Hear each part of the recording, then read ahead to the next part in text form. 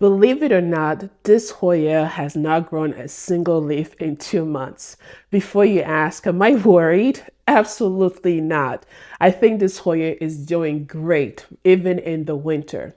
Now, a lot of the problems that we run into is that a lot of us tend to water our Hoyas exactly the same way that we did in the summer.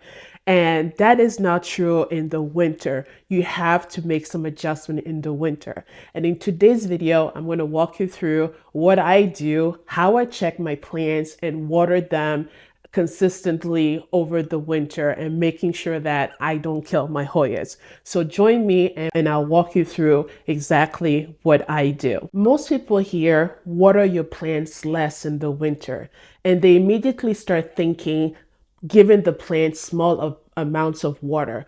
What they really need to be doing is drenching the pot with water. And that's a huge misunderstanding. That's not what it means when we say water less in the winter. So watering less does not mean basically giving your plants just a little water and doing it as frequently as you can. No, what you want to do is give it a complete drench and make sure that the water drains from the bottom. So the difference is not how often, but how much volume you're giving your plant. Instead of watering your plant a little bit at a time, small amounts at a time, you want to completely drench your pot from top to bottom and let the excess drain out from the bottom. So really what it is the difference is how often you water it. So summer watering is different than winter. In the summer, you can water your plants every week, and that's because the plant is actively growing. The plant is drinking up a lot of water. The medium is drying out faster because there's a lot of activity going on within the plant during summer. In the winter, though, the plant is slowing down. Your Hoya is probably dormant or not growing as many leaves as it used to. So what that means is that the water that you're giving it is sitting a little bit longer than normal, and the medium is also staying wet a lot longer. So when it comes to watering, instead of watering once a week, you want to stretch it out to possibly 2 to 3 weeks and maybe 4, depending on the Hoya that you have and how it drinks up water during the winter. The problem with watering small amounts at a time is that you're inadvertently creating a problem. The first problem is that your roots at the bottom of your pot don't get enough water because you're giving the plant small amounts of water. So the water, you're not giving it enough water that actually gets passed through the root system. So that's an issue. The other is if you're using a substrate that is not well draining, because you keep pouring more water frequently, you end up having a lot of water sitting in your pot, and guess what, that encourages root rot. So again, those are the reasons why I would advise not to water small amounts of water into your Hoya. So the goal here is to stretch the frequency, but give it, when you do water, give it a lot of water. Basically go ahead and drain it and give it a good wash right through the system and let that excess water drain out of it. So that's what I will do when it comes to watering.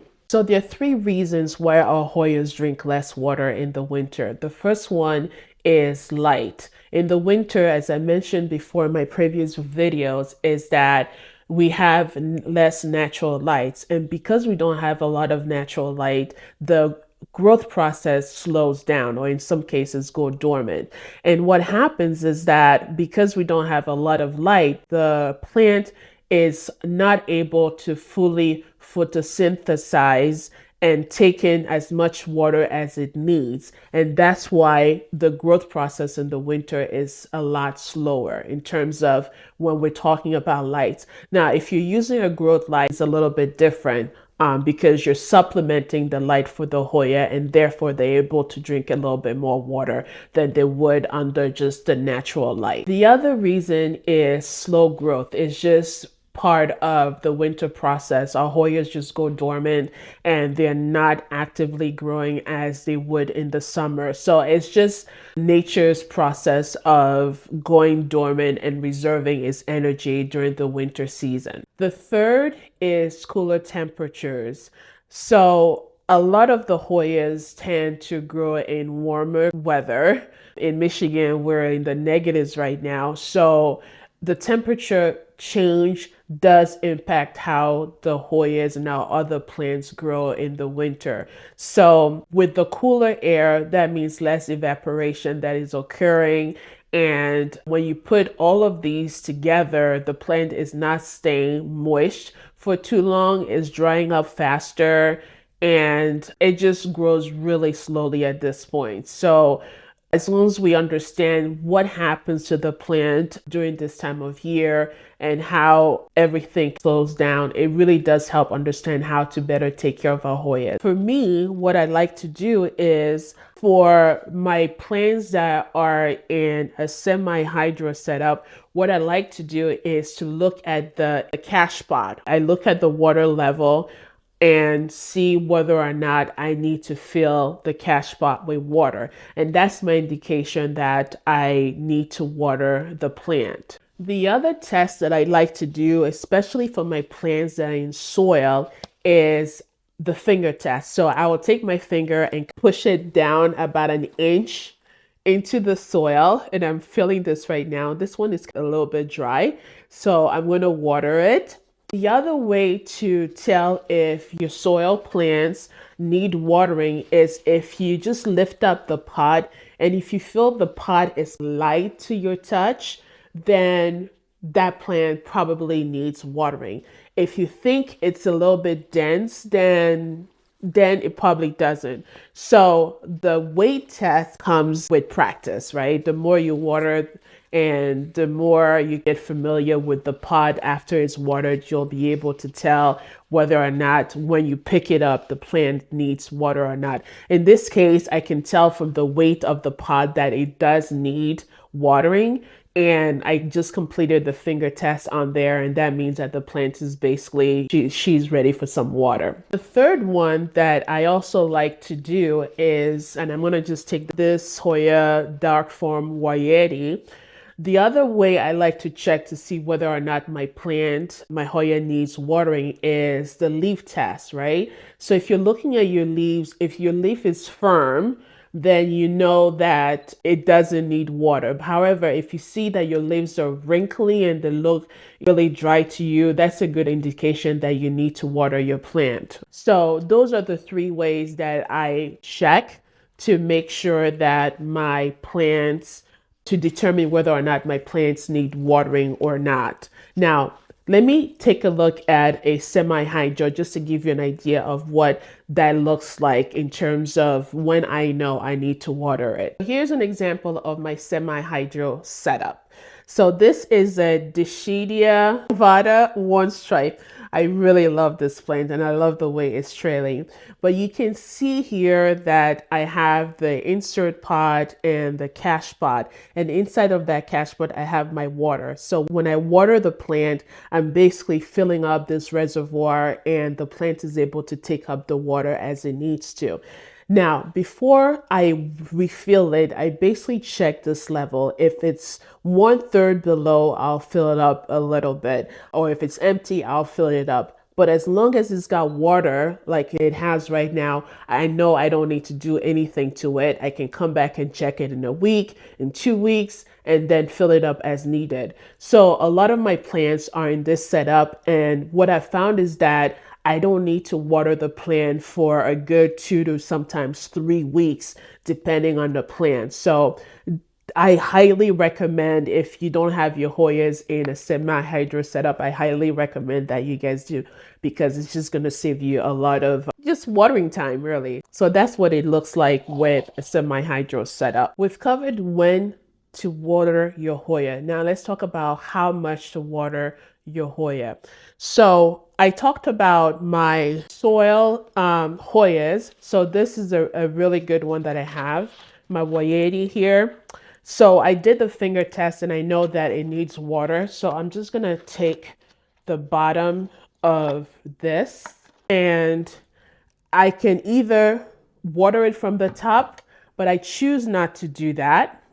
And the reason why is because if I water from the top, I'm causing the topsoil to be moist, and that attracts fungus gnats. So I'm not going to do it that way. What I'll do instead is I'm going to water it from the bottom. So I'm just going to fill the container that I have here, this little bucket that I have here, and I'm going to place the Hoya in it.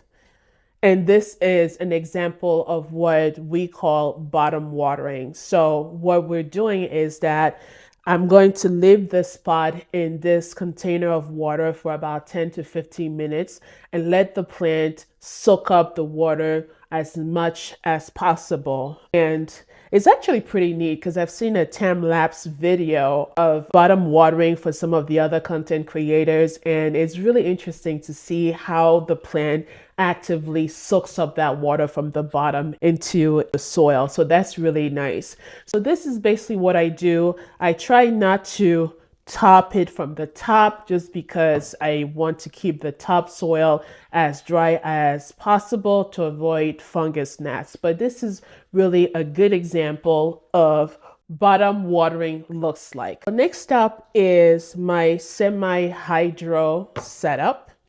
So I have here a clemensorium, a 2-leaf that I got a while ago, and it's growing really nicely. So I've got it in pond, and it's got some really good root system that is going with that. So this is currently in a glass cup that I'm using as my reservoir. So currently this cup is empty. So I know that I need to water this particular plant. In this example, I'm just going to water from the top because the pond is an inorganic substrate. So I'm not concerned about fungus gnats hitting there. Or what I can do is just lift it up out of the cash pot that is in, like this. And basically, I'll just fill up the reservoir, and that's good. And then just put it right in there. So with the wick that I have here, the plant will be able to take the water that it needs to keep it going during the winter. So this is what it looks like. And when I see the water level go down, then I'll fill it up a little bit more. And basically that's how I just keep my Hoya plants in my semi-hydro setup watered during the winter. I can't tell you how much this is a time saver because I tell you now, I kid you not, this might take me about 2 to 3 weeks before I have to fill it up again. So it's, for me, it's more of a set it and forget it type of thing, only when I have it in the semi-hydro, and I really love that setup. So that's what I do with my hydro setup, and I highly recommend that. So here's what I want you to take away. Winter watering does not have to be exhausting, does not have to give you a headache. What you need to remember is that during the winter, you really don't want to water frequently. You want to stretch that watering cycle as long as possible using the test that I gave you, that I went over, the finger test, the weight test, and just looking at your water level if you're using a semi-hydro setup. So before you start watering, just go through these checks and make sure that your plant needs the water. And if it does, then go ahead and water it. But please don't water on a schedule because you will likely end up with a root rot or kill your plant, and we don't want that. If this video helps you feel more confident about watering your Hoya, make sure you hit the subscribe button. I post a video every week about Hoya care tips and everything Hoya. So if you haven't subscribed yet, make sure to hit subscribe. And with that, I'll see you next week.